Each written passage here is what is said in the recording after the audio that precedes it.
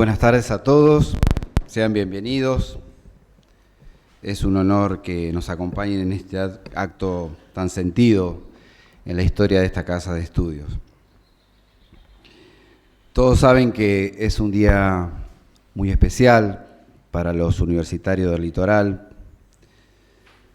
La emoción de cada uno de nosotros desde temprana hora del día de hoy y continúa la emoción, así que pido disculpas si en algún momento se me pianta un lagrimón, como dice el tango. Pero de esta mañana, como todas las mañanas, cuando nos levantamos, lo primero que hacemos es prender la radio de la universidad, el programa El Cuarto Poder, con Willy Tepper, que aquí está presente, está sentado por ahí. Y Willy hoy nos puso el himno de la Universidad del Litoral, y eso ya generó una emoción, una caída de lágrimas, y que la venimos sufriendo todo el día. Así que es un día muy especial y emotivo para todos los integrantes de esta República de Estudiantes. Quiero agregar una visita muy especial, además de la leída por la locución recién, que es Mimí, la mamá de José Luis Pivetta, quien desde San Jorge ha venido a presenciar este acto. Sea usted bienvenida a esta casa de estudio, que es la casa de sus hijos. Cuando el autor del libro tuvo la generosidad de invitar a escribir el prólogo, comencé diciendo que las auroras siempre eran propicias para dos celebraciones. Una era la de la Universidad Nacional del Litoral, la que estamos celebrando, un 17 de octubre. Y el 17 de octubre tiene que ver, el día tiene que ver porque fue el día en que el presidente Hipólito Yrigoyen promulgó la ley 10.861. Días antes, el Senado de la Nación ya la había aprobado, el día 27 de septiembre, si no me falla la memoria, Estela. Pero ese día, el 17 de octubre, el presidente Yrigoyen promulgó la ley que creaba la Universidad Nacional del Litoral. Una universidad que nació bajo el signo de la reforma universitaria y celebra sus 100 años bajo el signo de la democracia constitucional de derecho. La otra celebración estaba referida a la obra y a su autor, a quien quiero felicitar nuevamente, a su persona, que es una invitación a la relectura de la ley, pero también es una invitación a la reflexión, al debate, al descenso y al consenso, que siempre el profesor Pivetta, cada vez que plantea una obra o un debate de discusión, nos propone ese ejercicio que siempre tiene que estar en el ámbito universitario. Si usted, autor, me permite, quiero agregar una celebración más en el día de hoy, que es la celebración de los cientos y cientos de graduados y graduadas de esta casa de estudio. Hoy la presencia de uno destacado, Ernesto Sanz. En Ernesto Sanz y en muchas graduadas y graduados queremos agradecer y rendir homenaje en estos 100 años. Ustedes han sido partícipes directos en la política institucional de este país, tanto en el ámbito de la política, de la cultura, de la justicia, del sector empresarial. Por eso es que esta facultad también agradece y felicita a quienes han tenido una inserción y una importancia institucional muy fuerte en la historia de nuestro país. Por último, terminaba el prólogo hablando de las predicciones, el futuro. Y es un buen ejercicio, es una buena oportunidad para plantearnos cuál será la agenda de la Universidad Nacional del Litoral, cuál será la agenda de esta facultad, cuál será la agenda del país para los próximos 100 años.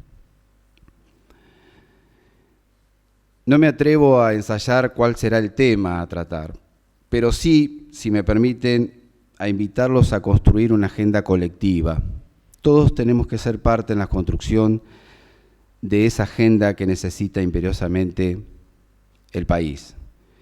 Que discutamos realmente y seria y responsablemente las causas y no las consecuencias del país. De esa forma pensaba hoy que construyendo una agenda colectiva y ponernos de acuerdo los argentinos y dejar de lado los enfrentamientos, de esa forma vamos a honrar la memoria, los sueños y las luchas de los jóvenes de Santa Fe y la región que lucharon por la Universidad Nacional del Litoral. Y ayer lo homenajeamos con un mural en el hall. De esa forma vamos a homenajear la historia de los 100 años de la Universidad Nacional del Litoral. También vamos a homenajear al Acuerdo Constituyente de Santa Fe en 1853 para hacer viva el principio de igualdad, del respeto a la ley y de garantizar la libertad de todos los ciudadanos que quieran habitar en el suelo argentino. Y de esa forma vamos a dignificar también la historia de esta facultad que tanto nos dio. A todos los profesores aquí presentes, a sus graduados, a las personas que se han destacado en el ámbito nacional, felicitaciones. Y por supuesto al libro que José Luis Pivetta nos propone para homenajear también a su querida Universidad Nacional del Litoral. A todos ustedes, muchísimas gracias por acompañarnos en este especial día. Muchísimas gracias.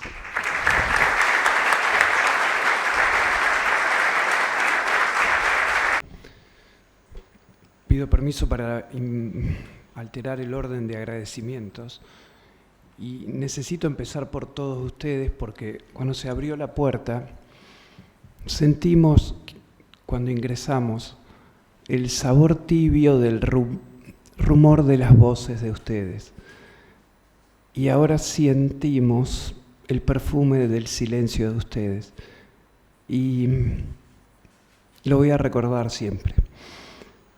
En primer lugar, quiero agradecerle, señor decano, que preside esta ceremonia de la Universidad Pública, por la oportunidad del debate, y le quiero agradecer por su equipo que produce resultados de excelencia, y le quiero agradecer porque su liderazgo ya deja una huella reformista que es difícil alcanzar, pero que aquí la vemos, y su gestión rinde tributo a lo que decía el abogado Deodoro Roca, que el derecho es una de las bellas artes, y esa apuesta que hace usted todos los días en su gestión, esa inversión por las bellas artes, es una inversión por el derecho.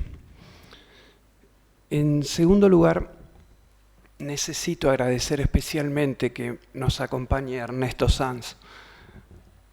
Ernesto, junto con Claudia Levín, junto con Mariano Candiotti, junto con el profesor Miguel Piedecasas y muchos santafesinos y santafesinas más. Permiso para decirlo, pero son mis mayores, como decían los antiguos romanos, los mayores que dejan la educación y el aprendizaje, y en cada uno de ustedes, Ernesto, Claudia, Mariano, del magisterio de la ciencia del derecho. Aprendí mucho y sigo aprendiendo de derecho con ustedes en Buenos Aires todos los días. Y ustedes tienen y demuestran todos los días la otra gran cualidad de esta facultad centenaria, que es desde la ciencia del derecho, desde el saber del derecho, el liderazgo social. Y un liderazgo genuino, un liderazgo indiscutible y un liderazgo profundamente republicano. En tercer lugar, voy a hacer una confesión.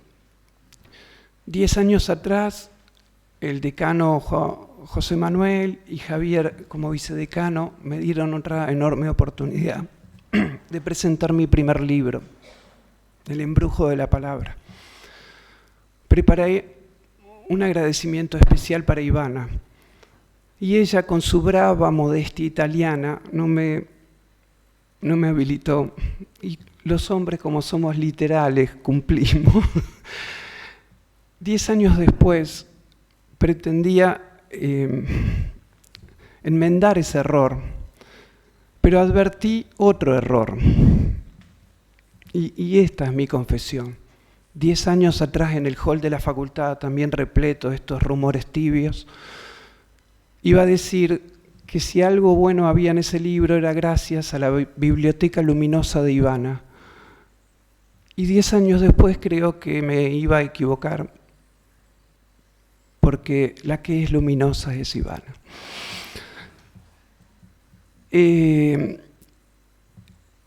Necesito agradecer al alcalde de esta ciudad que está en las vísperas, a pocos meses, un par de años, un poco más, de cumplir 450 años. Y me acompaña mi amigo, el alcalde, única vez reelecto hasta ahora en esta historia, y que su liderazgo también distingue a nuestra querida ciudad 4 veces y media centenaria. La presidenta del Centro de Estudiantes, en su nombre, a todos los que nos acompañan, que en definitiva en una república de estudiantes somos todos estudiantes, así que nos preside usted también. Y solo decir del libro un par de cosas. Un agradecimiento a quienes me inspiraron. Estela, que está acá presente, supo ver algo de diamante en todo el carbón del diario de sesiones de un parlamento. Y gracias a esa mirada preventora de Estela, pudimos hacer este libro que pretende iluminar algo de ese diamante. Si se despejó el cielo y lo vemos, vamos a ver el luna y de día la sol. Si esto fuera el planeta Tierra y quisiéramos ver en todas las civilizaciones antiguas, casi ninguna, salvo la nuestra, de nuestros orígenes guaraní, vamos a ver a la luna como macho y al sol como hembra. Y esta mirada del cielo que heredamos de los guaraníes, donde se puede descubrir que si estuviéramos ahora en la luna, quizás el único río que veríamos sería el Amazonas. Y Amazonas es la palabra griega que los españoles tuvieron a mano para poder describir un territorio donde mandan las mujeres. El otro río quizás que veamos es el Paraná, quienes algunos amigos cruzaron el majestuoso Paraná para estar hoy acá. Los guaraníes le pusieron a ese río un nombre jurídico.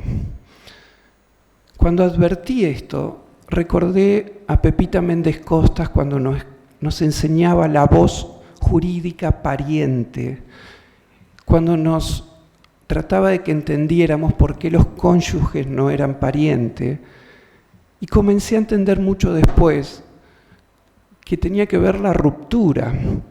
Cuando nacemos somos hijos, cuando procreamos somos madres o padres, pero la calidad de hijo, de madre o de padre es una calidad jurídica, por lo tanto es un derecho.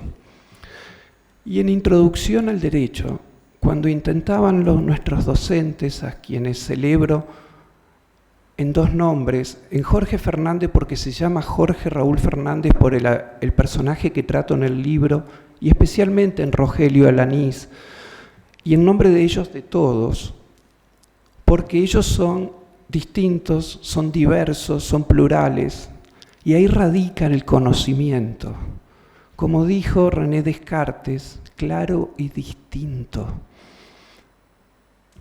En Introducción al Derecho nos intentaban explicar qué era la incapacidad absoluta de derecho. Y la incapacidad absoluta de derecho es eso, es nacer y no ser hijo, es procrear y no ser padre ni madre. Y cuando los guaraníes le pusieron a nuestro majestuoso Paraná, Paraná, y llegaron los españoles y le cambiaron el nombre, rompieron lo que no se rompe.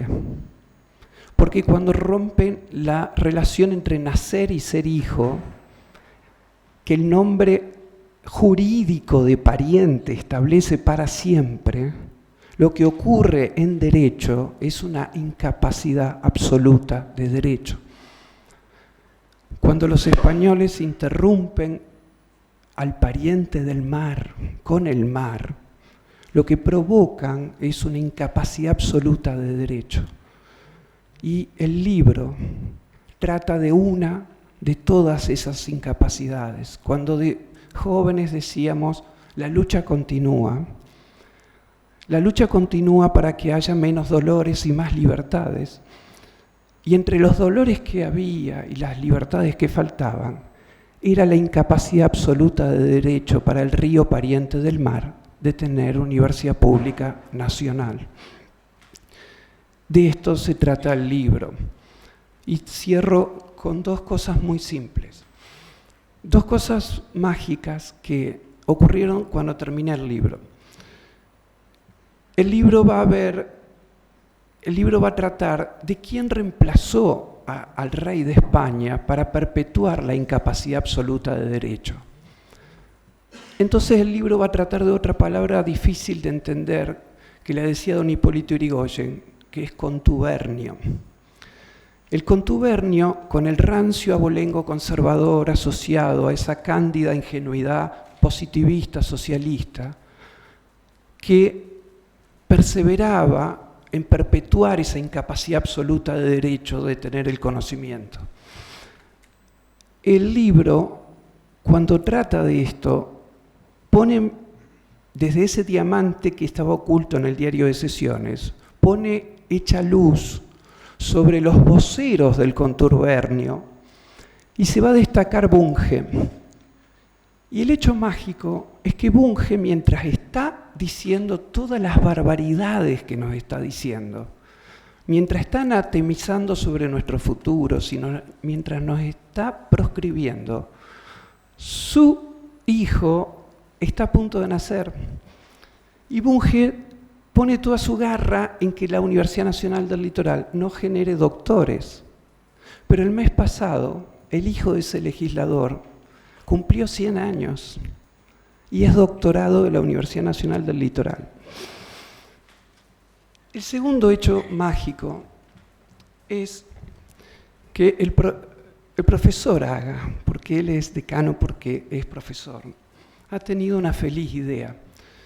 Con su equipo de trabajo ha recuperado la doctrina jurídica de los 100 años en la revista de la facultad y he podido leer, gracias a ello, al primer rector, al abogado Pedro Martínez.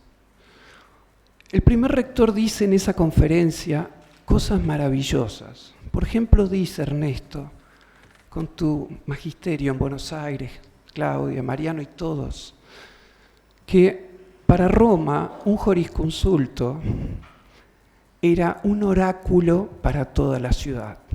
Cada profesor nuestro que hace ese magisterio de la ciencia del derecho es un oráculo para toda su ciudad y cada profesora.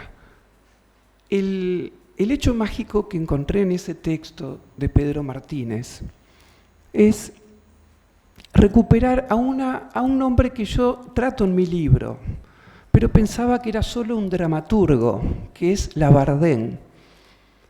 Pero gracias a leer a Pedro Martínez me enteré, perdóneme que le diga esto, decano, pero usted está muy orgulloso del mural del Aula Moreno, que tiene 4 abogados, Paso, Moreno, Belgrano, Castelli. Debieron haber sido 5. El doctor Labardén, el abogado Labardén, no está en ese mural porque se murió muy poquitos meses antes de la Revolución de Mayo, pero era el abogado en jefe de esos 4 abogados. Él era el jefe revolucionario, él era el líder de la ciencia del derecho. Y estudiando Labardén encontré otra cosa increíble. Era hijo del agente del rey de España que se encargó de la expulsión de los jesuitas en Sudamérica. Curiosidades, reminiscencias. El último tema que, para despedirme, tiene que ver con algo que Claudia dijo ayer en la inauguración del mural, que somos jóvenes, somos jóvenes. Ella aseguró que no tenía 100 años. Lo que en verdad aseguró es que somos jóvenes. Y como dice el manifiesto liminar, los jóvenes vivimos en trance de heroísmo. El libro trata, en su capítulo más extenso, de un héroe que no pudo estudiar, como casi todos nuestros mayores, o los mayores que pudieron estudiar. Conozco la historia de vida de tus padres, tan dedicada, tan afectuosa con el derecho, lo lograron hacer con un enorme sacrificio, Esos héroes nuestros, yo les puedo asegurar que cuando lean el capítulo del héroe, van a ver en ese héroe los héroes que cada uno de nosotros tiene. Nada más, gracias. Bueno, muy buenas tardes a todos, señor decano, estimado profesor José Luis Pivetta. Esa persona de la que han leído todas esas cosas no es el que está sentado acá, quiero aclararles. El que está sentado acá es, siguiendo lo que decía José Luis, de que somos tan jóvenes, es un muchacho que hace media hora salió de una casa muy vieja en Domingo Silva, acá, cruzando la feria, que transitó los primeros 100 metros de una calle de tierra, que ahora ya hace tanto que no paso que ni sé si está asfaltada, que cruzó la feria, que vino caminando por Boulevard, que pasó por el kiosco de Ramón Castillo a saludar, porque ahí nos encontrábamos, era un paso obligado de muchos de los que vivíamos por acá y éramos de otras provincias, que entró a la facultad y se fue al bar de Vicente, y que luego en clase miraba el reloj a ver, en caso de que fueran clases a la tarde, cuándo terminaban para poder ir a ver algún entrenamiento del Tatengue. Perdón, yo sé que esto es una grieta que divide aguas. Adolfo, perdón, y tantos otros como Adolfo, Mariano, perdón. No, Mariano no está. Yo que creí que, como en la película del secreto de sus ojos, que había en el fútbol una sola pasión, después a los 20 años entendí que por lo menos en fútbol podía abrirse un pedacito del corazón para otra pasión, y a mi pasión boquense le agregué la pasión tatengue aquí en Santa Fe. Así que el que está sentado acá no es ese tipo del cual han hablado tantas cosas que son solamente algunos cargos. Es aquel estudiante universitario que pasó en esta ciudad y en esta facultad una parte importante de los mejores años de la vida. Así que mi infinita gratitud a José Luis, al profesor José Luis Pivetta, al autor de este libro, que me ha enorgullecido y me ha dado el honor de acompañarlo en esta presentación, al decano, a todos ustedes. No sé si voy a poder hablar mucho del libro, porque la verdad que los presentadores, por lo menos cuando yo voy a alguna presentación de un libro, no quiero que hablen tanto del libro, para precisamente provocar que se lea. Y este es un libro que los invito a leer porque es un libro que emociona, y sobre todo a los que tienen que ver con la universidad, emociona francamente, porque José Luis ha tomado el trabajo de bucear nada más y nada menos que en la historia de la creación, que al ser una historia parlamentaria es muy rica, y hasta el libro, yo diría que va mucho más allá del homenaje a los 100 años de la universidad, para transformarse en una pintura de lo que era la Argentina en tiempos de Irigoyen y en tiempos de la Reforma, porque en realidad esta fue la primera universidad reformista. Esta fue la primera universidad que nació luego de la reforma universitaria.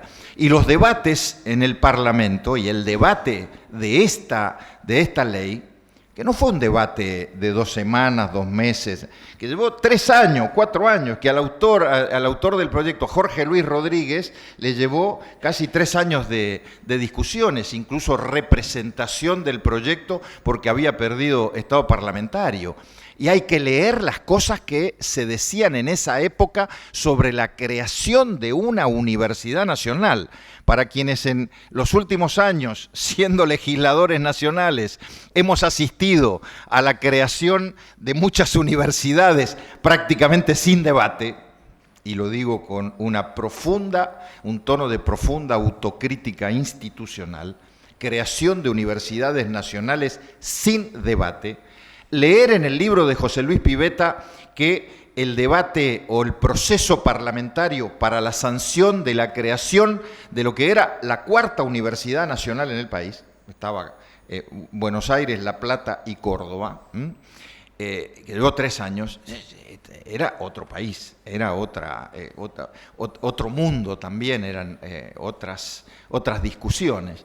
Pero es interesantísimo ese debate, y lo que a mí me parece que mejor refleja el libro es la intención, no sé si esa ha sido, pero por lo menos lo que yo interpreté del libro, la intención del autor de pararse desde aquel momento de 1919 y preguntarse si 100 años después, en el año 2019 que transitamos, la Universidad del Río cumplió su cometido.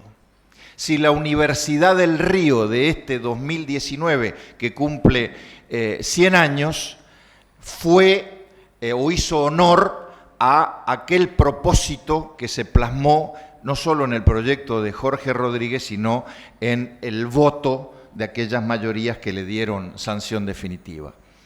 Y por supuesto no voy a ser yo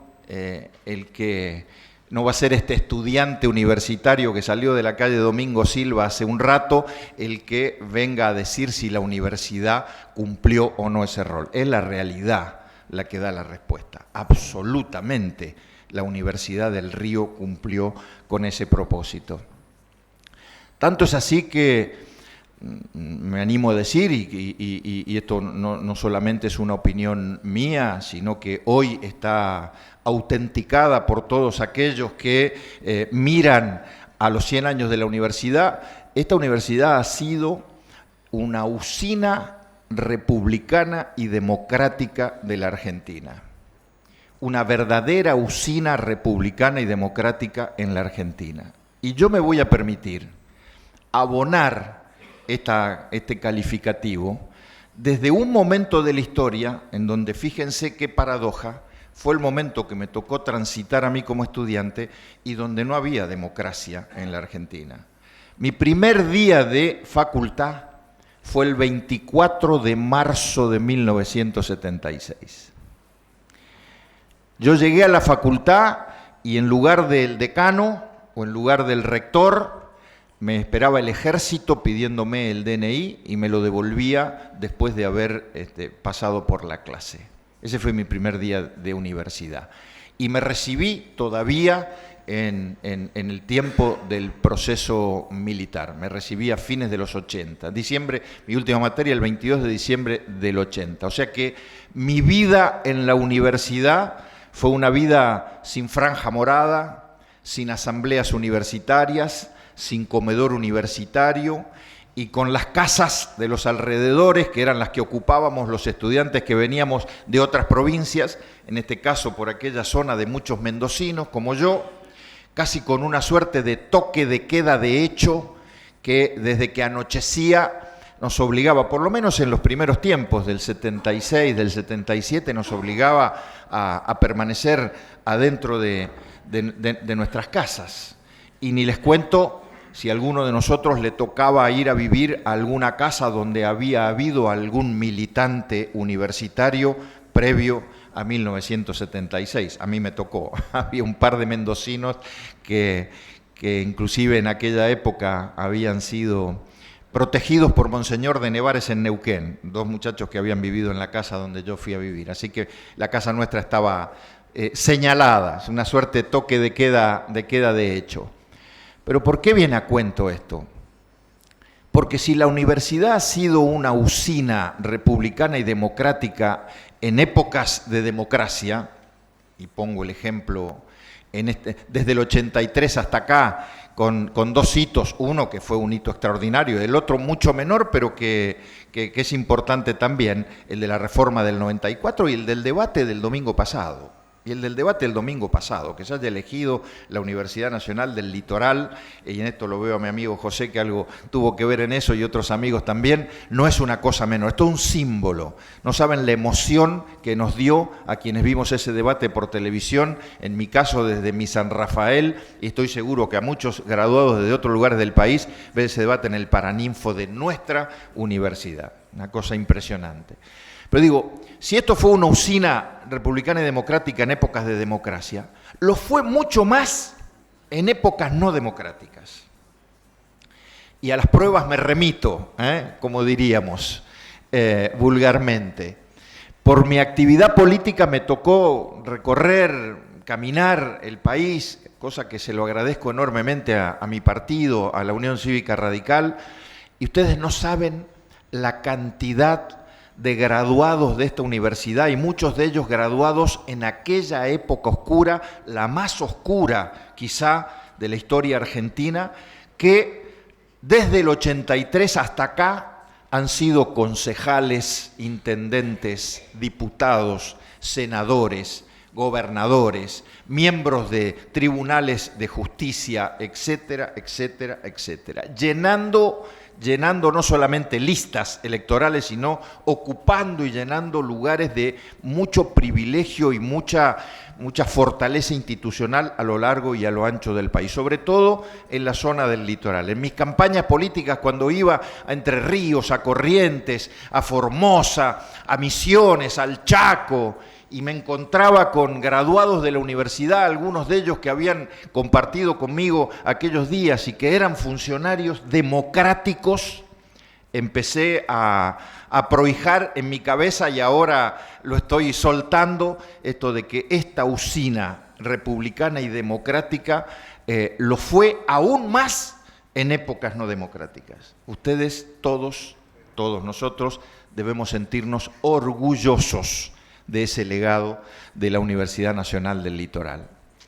Y finalmente, permítanme que haga un testimonio en el tiempo, que para mí significa mucha emoción, porque para que en esas épocas ocurriera eso, de que la semilla democrática fecundara en un proceso dictatorial, no democrático, tenían que haber también algunos protagonistas adentro de la universidad que sembraran esa semilla. Yo voy a mencionar a dos nada más porque quizás fueron los dos que más me movilizaron, más me conmovieron y más sembraron en mí esa semilla.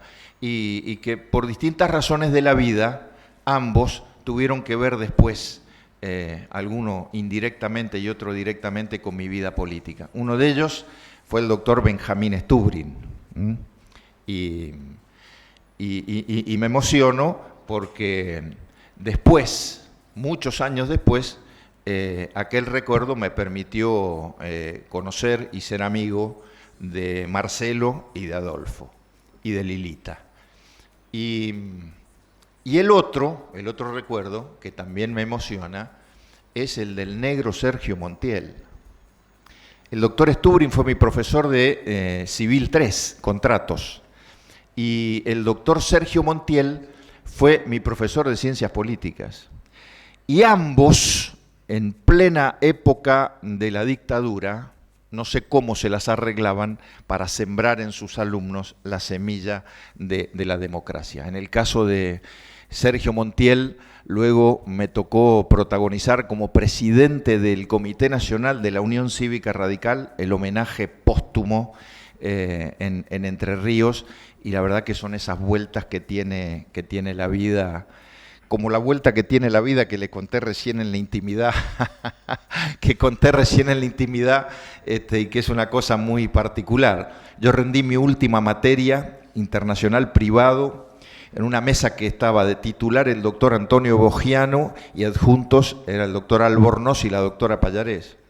Muchos años más tarde fui responsable, porque me tocó a mí fundar el voto y fundar la posición de la destitución por juicio político del doctor Bogiano, siendo senador de la Nación. Así que imagínense las vueltas que tiene la vida y las cosas que ocurren en el mundo del derecho. Pero bueno, en el homenaje a esos dos profesores y en el homenaje también al autor, a José Luis Pivetta, que ha podido rescatar en este libro esa rica, rica historia, no solo parlamentaria, sino que transita los 100 años. Quiero nuevamente agradecerles a todos ustedes y decir que hoy ha sido un día para mí muy, pero muy grato. Muchas gracias.